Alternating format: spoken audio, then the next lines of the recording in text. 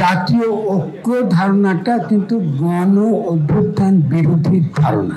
এই রাষ্ট্র এখন নিয়ন্ত্রণ করা IMF কি ওয়ার্ল্ড ব্যাংক কি বিভিন্ন রকম বড় বড় কর্পোরেশন, কিন্তু আমরা জুলাই গণ অভ্যুত্থানের পরে বসেছি, এটা খুব গুরুত্বপূর্ণ বিষয়।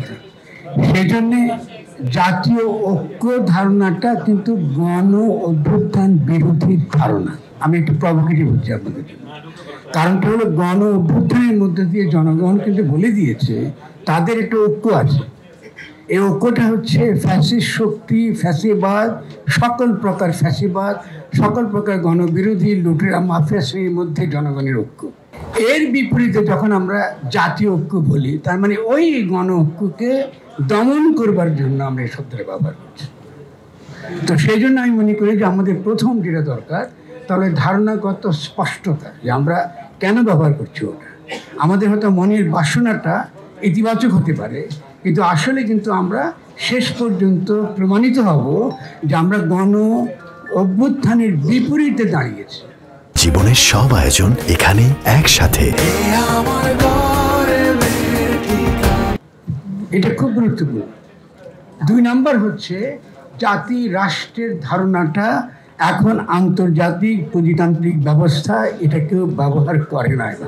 কারণ হলো রাষ্ট্র আর আগের মতো রাষ্ট্র নাই। এই রাষ্ট্র এখন নিয়ন্ত্রণ করা IMF কি ওয়ার্ল্ড ব্যাংক কি বিভিন্ন রকম বড় বড় কর্পোরেশন।